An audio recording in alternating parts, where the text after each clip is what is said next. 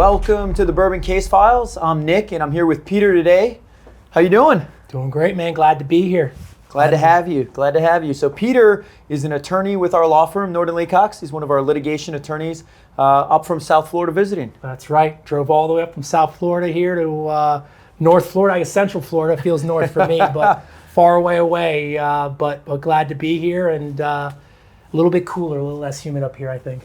Excellent. Well, so today we are doing a sampling of Wild Turkey Kentucky Spirit. Okay. And so that's what we're going to start with. And so, Peter, on your bourbon journey, where are you? Usually it comes in a shot glass and it goes down pretty fast. I've started drinking a little bit more on the rocks and get into a little bit, but to be honest, if it's in the glass, we're drinking it and we're having a good time, but I'm not knowledgeable about the different bourbons and how far it goes. I look at Wild Turkey and it kind of takes me back to some younger years, but I think we're probably drinking a different Wild Turkey than the one I had a while ago, but ready to sip, man. Yeah. So Wild Turkey is a little bit of interesting stuff about it.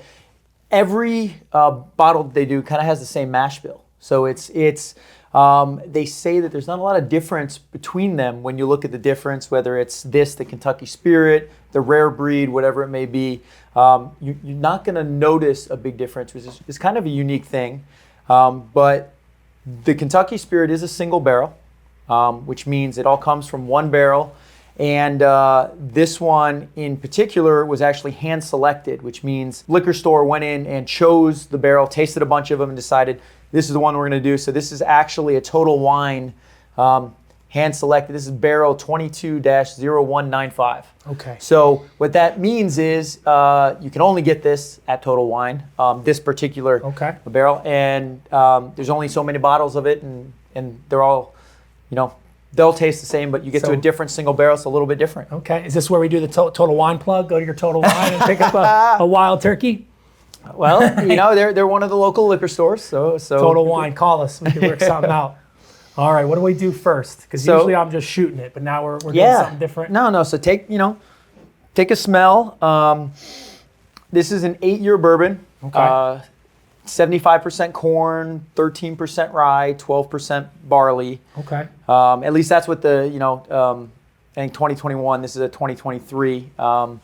It smells strong. Yeah. What's the proof on it? So it's going to be 101. Okay. Which is, 50.5% alcohol. Okay. So, yeah, take a little sip there. Let me know what you think.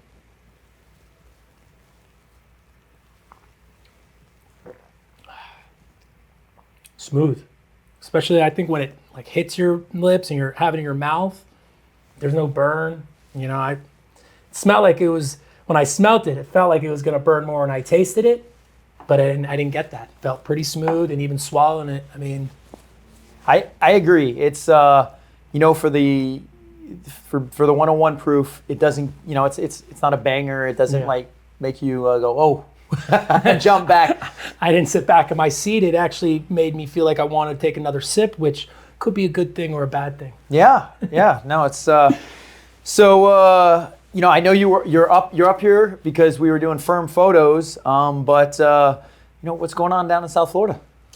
Been raining a lot. I'll tell you that. the rain coming like on an alarm clock. But no, South Florida's great.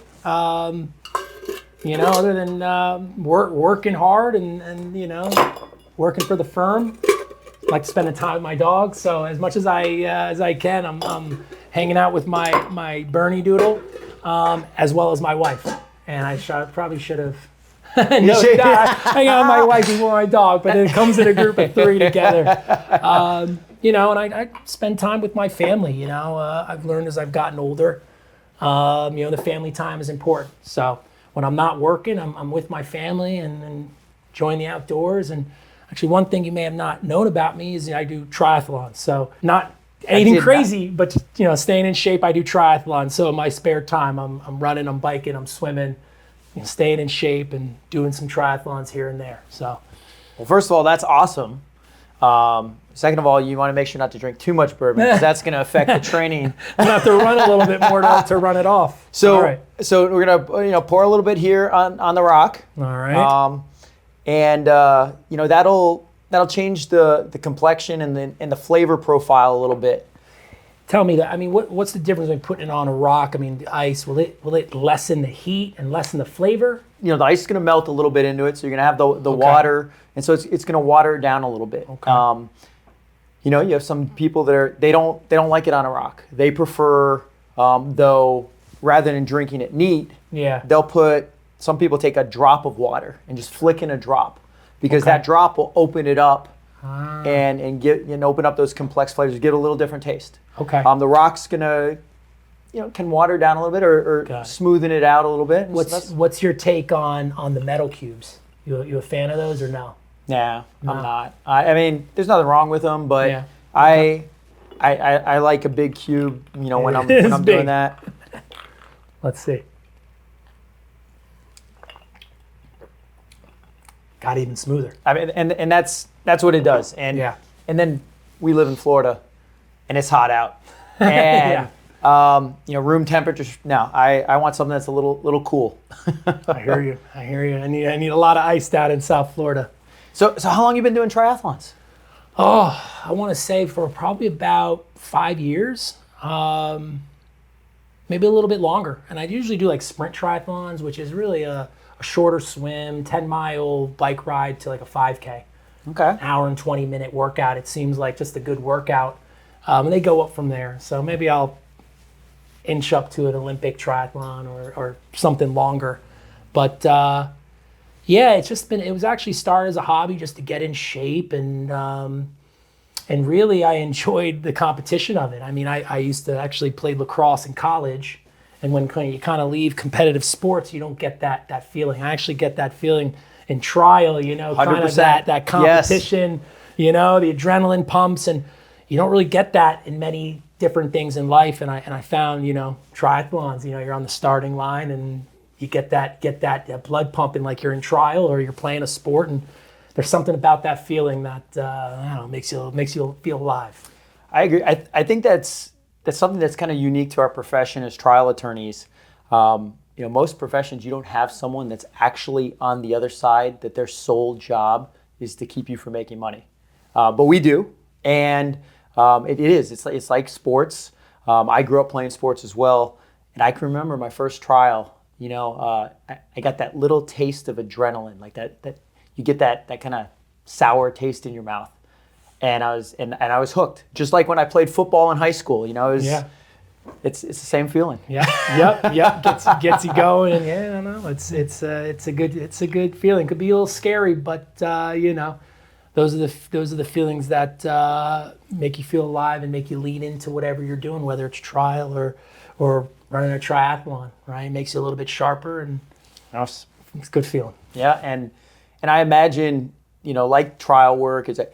Triathlon's something where you can continually improve, even if it's just incrementally at a time. Absolutely. The more triathlons you run, the more comfortable you get. The more trials you go to and try, the better and more comfortable you get. It's all about experiencing and repetition. It's like most things in life, I would say. Awesome. Now, what's your best part of the triathlon? Is it the swim, the run, the bike? The pizza afterwards. They have the most ridiculous food. All these guys, women and guys are in shape, and they're all eating slices of pizza afterwards. But no, I'd say the swim. The swim is fun. It's different.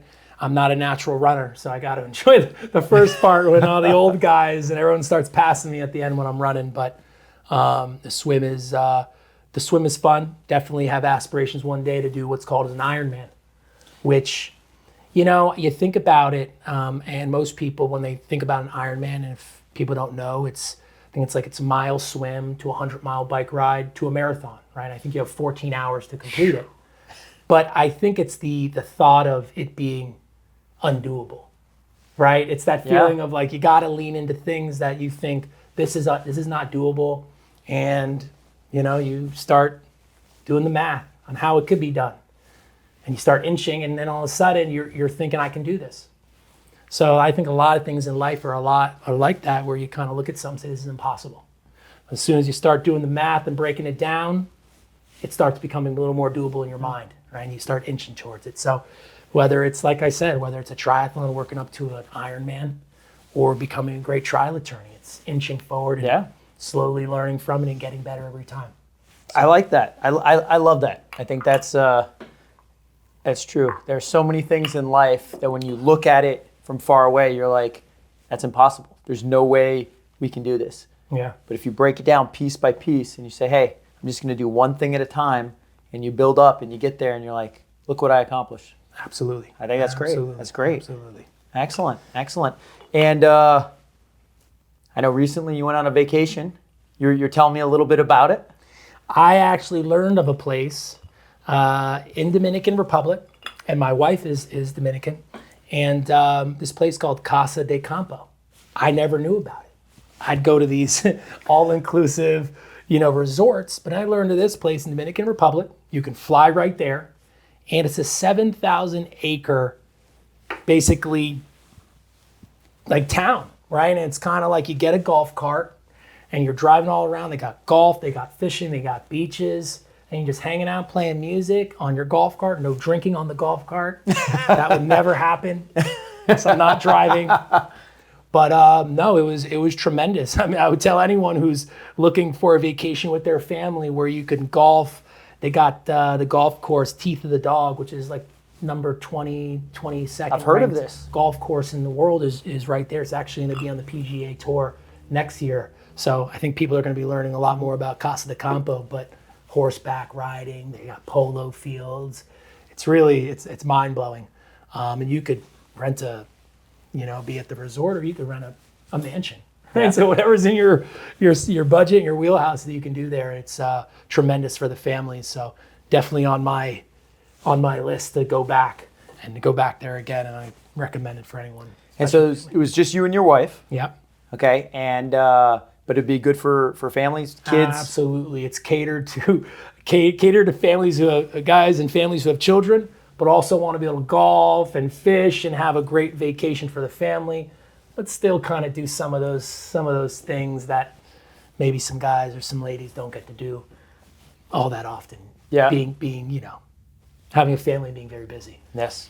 Well, I can tell you. I mean, you're quite a bit younger than me, but you get to my age, and my kids are starting to get older and older, and that is it's both a blessing and a curse. My daughter's 15 now, and I can tell you, I love it when we go on vacations, because my wife and I get an adult night or two, because you're like, hey, you're watching my son. You guys, can order in, or let on certain places let them go to get dinner on their own, and then come back. But my wife and I get to go out and have an adult night out that in normal life is rare. Like it's hard to find time. Yeah, I hear you. Vacations are important. Doing the right vacation is certainly, important, especially when you got the big family. So Casa de Campo, that's where you got to go. I mean, you put me onto it, and I'm looking into it. And listen, I love the Caribbean. I love golf. I love fishing. I love hanging out at the beach and having a drink. So. Hey, when you only got to fly an hour and a half, 2 hours, quick flight, and you can fly right in. Now they can fly into a place called La Romana, and it's right there. It used to be a private airport. Now they got flights coming. I think American flies there, so you could fly right there. Resorts right across the street. It's safe. Like I said, 7,000 acres, and you have a golf cart, and it's your playground. So definitely go. I mean, that sounds awesome. That's it. That sounds awesome. And for the record, I know you said you were quite a bit older. We got to just clarify that, because they probably see the gray hair here and thought you brought in the elder statesman, but not that old, not that old. But, what's going on? Do I get a refill at this, or we keep one drink at a time? No, I mean, absolutely. If you want to refill, we're not going to cut you off here. I didn't know if I'm getting cut off here on the podcast. So, So, perfect. What do you think? So I should probably put this on here. So this is you look at the labels of these, and they put in here. They tell you when it was bottled. This was March 1st of 23. They give you the barrel number. Okay. 0195, stored in warehouse. This is why I'm getting old. CNA. and it's on Rick number 34. And so, they kind of give you all that information and put that on there so that you can identify, okay, because, you may look in the future, maybe 5 years from now, and you're like, man, I really like that particular bottle. Okay, let me find one that's on the same rick house, in the same warehouse.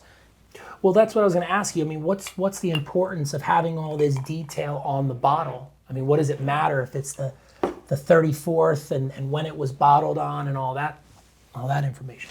So, where it's bottled in the warehouse, it's going to depend. Different warehouses are going to give different flavors to the bourbon, depending on their conditions, on what's there, and then even where they are where they're stored, whether they're on what level they're stored at, where they're put. That particular area may be a little cooler, a little warmer, little different conditions. Okay. To let that bourbon kind of seep into the barrel, or the flavor come out of the barrel and into it. And so that's how you get so many unique flavors. When you have a single barrel like this, this is the only barrel that's going to taste exactly like this. So if you love this bottle, how do you find another bottle from that barrel? I mean, that might be a little tough. It might be tough. It might be tough. You'll be searching forever. You got to be a hunter. But when they have small batch, like you said, you'll see small batch and usually they'll take 5, maybe 10 barrels together. Okay. And then they mix them, so now there's uniformity. Got it. Okay. And then I guess you have the standard bourbon, which is just big, huge batches that are meant to always taste the same. Understood. Okay. And, everyone has those, and this every is distiller. Obviously a smaller, this is a barrel. Yeah. Right? Small. Yep. Now, for the young associates out there, would you describe this as a high-priced bourbon, or is this, how would you describe, moderately priced? Moderate. This is one you can pretty much find pretty easily. Okay. It's probably $55 a bottle, so it's not crazy. No. Okay.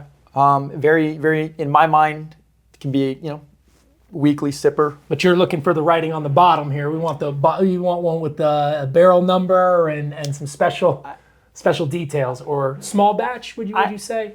So I personally tend to like small batch or single barrels as opposed to other things. But you know what? Everything's different. I've had some single barrels where I'm like, like that barrel to me didn't taste good. Clearly somebody chose it, right? Yeah. Like it was hand selected. Someone thought it was a good barrel. But the reason I actually wanted to do Kentucky Spirit, whether it's true or not, the rumor is Blanton's was the first single barrel. We covered this in a prior episode. Kentucky Spirit's actually rumored to be the second single barrel ever produced of bourbon. Okay. So it's pretty cool. And how do you compare that to Blanton's? I think Blanton's has more spice to it. I think Blanton's has more flavor. I think this is, for me, I like it. I very much like the Wild Turkey Kentucky Spirit, but there's not as much going on in my... too smooth. Yeah, not as much going on in my palate. Got it. Because I'm drinking this, and I like it smooth, but I know, I guess, the better bourbons have a little bit more bite. Or I guess it's just your preference, right? It's your preference. I mean, you can get some crazy ones that'll have 120 or 128, proof up there that they get a little hot, little burn, a little hot, yeah, a little hot. Let me ask you something. So I'm more of a rookie to the bourbon game here, but what's the big thing about 8 years, 10 years? I mean, what's your take on that? Does it matter? And what's the year you're looking for? 100% it matters. Bourbon, the way it gets its flavor from the barrels is through the aging process, okay? The big problem is that bourbon really took off, right? It took off, it got huge. And so the problem is people having the patience to wait on it because they're like, oh, this has gone 4 years or 6 years. Let's bottle it, let's sell it, let's make some money. The patience to hold on and say, no, we're going to wait 8, we're going to wait 10, we're going to wait 12, 15, 20, whatever it may be, it just, the flavor improves most times. Is there a magic number that you find that you're like, that's kind of a nice, that's the right amount of time to sit in that barrel? No, I really think it depends on the distiller and who it is. I mean, there's some amazing bottles that I've had that are like at 17 years. Okay. Like 17 years is pretty remarkable. So if we were to start our own bourbon business, we probably have to wait at least 8 years before we unveil our first bottle. Yeah. Okay. Which you know what? On another episode, we could talk about that. There's actually investments you can do Really? where you can buy barrels and then let you sit on them and let them age and see the price go up, and then they sell them to distillers and produce them. That's another podcast. That's another pod for another day. But that's interesting. I mean, I don't even know how you'd find the next diamond in the rough. I don't know what their 8-year bottle's gonna taste like, but that's why it's an investment. Just right. like when you're investing in the stock market, right? You're taking a little bit of a gamble. You know, and so one thing I've noticed, bringing kind of the law and alcohol, I noticed that with the tequila, which blew up, right? The tequila kind of industry, there's a huge lawsuits going on with, I think, some of the big brands, right?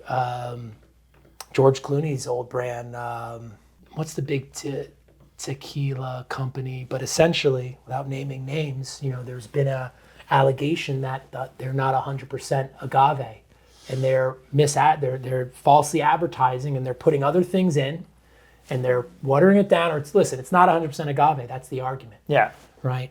Have you seen any of that in the bourbon world, or is that not reached that? No. So you know, they're pretty strict on what the requirements are to be a bourbon. But no, there's been no claims of that. I mean, you know, who knows? But obviously, with certain types like bottled and bond, you know, those they have very strict requirements on that, and they're actually, you know, there's government oversight to make sure that they comply with those. Okay. So I guess, you know, kind of wrap things up here with our Kentucky Spirit. What'd you think? You like it? I do. I personally lean towards things that have less heat. Maybe it's just the proof, but I find I could probably have 3 glasses of this easily. You know, all right. The same end result as potentially something a little bit stronger and 1 glass. No, but I do enjoy the how smooth it is, and feels like a different wild turkey than the plastic bottle I would drink. I just got it in a plastic bottle, but this looks nice. No, this was delicious, and I may have to add this one to the collection back home down south. Excellent. Well, thank you for joining us today on the Bourbon Case Files. We really appreciate it. Please give us a like, a follow. Love to hear from you if you have any comments, and we'll see you on the next time.